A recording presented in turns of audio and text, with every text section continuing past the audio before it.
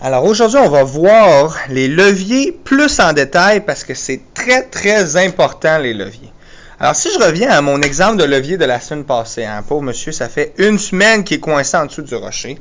Son ami va finir par le soulever. Alors un levier, ça a trois parties importantes. Alors la première partie, qui est probablement la plus importante, c'est la partie qu'on voit ici. C'est le petit triangle qui est là. On appelle ça l'appui. Ou on peut aussi appeler ça le pivot.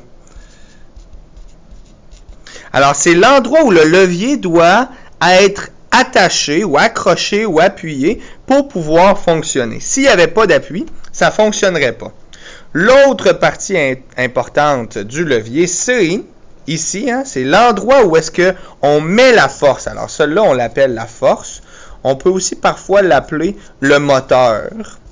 Et c'est là qu'on met la force pour pouvoir soulever l'objet. Et justement, l'objet qu'on veut soulever, ici, qui est tout ça ici, c'est la charge.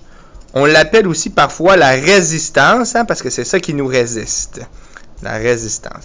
Alors, c'est les trois parties du levier, l'appui ou le pivot, la force ou le moteur, et la charge ou la résistance. Lâche pas, tu vas finir par sortir ton ami de là. Alors, il y a trois types de leviers. Le premier levier, c'est l'interappui. Alors, comme le nom le dit, ce qui est au centre ici, c'est l'appui. Alors, on le voit ici, on va l'écrire avec un A. L'appui est au centre avec un A ici. La force, ici, c'est mon grand monsieur. Il est d'un côté, on va écrire un F ici. Et la charge, ici, c'est la petite personne. Alors, c'est un C, la charge. Laisse-moi descendre, s'il vous plaît. L'autre type de levier, c'est l'intercharge. Alors ici, ce qui est au centre, oui, comme le nom le dit, c'est la charge. Ici, c'est le petit monsieur, le petit enfant qui est là. Alors, dans une brouette qu'on utilise pour jardiner, c'est la charge qui est au centre. L'appui, il est ici. C'est la roue. Alors, c'est la roue qui est appuyée sur le sol. Et la force, c'est la personne qui est ici qui l'a fait avec ses mains sur le bout de la brouette. Alors, l'intercharge, c'est la charge qui est au centre.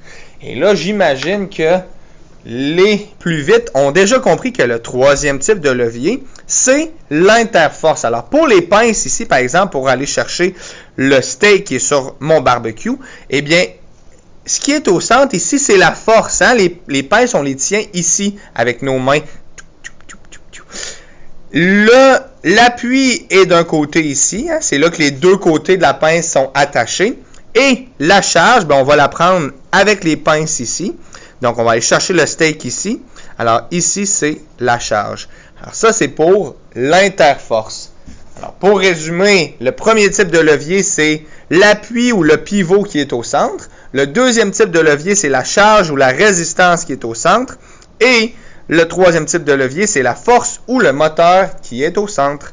Est-ce que vous êtes capable de trouver, vous aussi, d'autres exemples de chaque type de levier?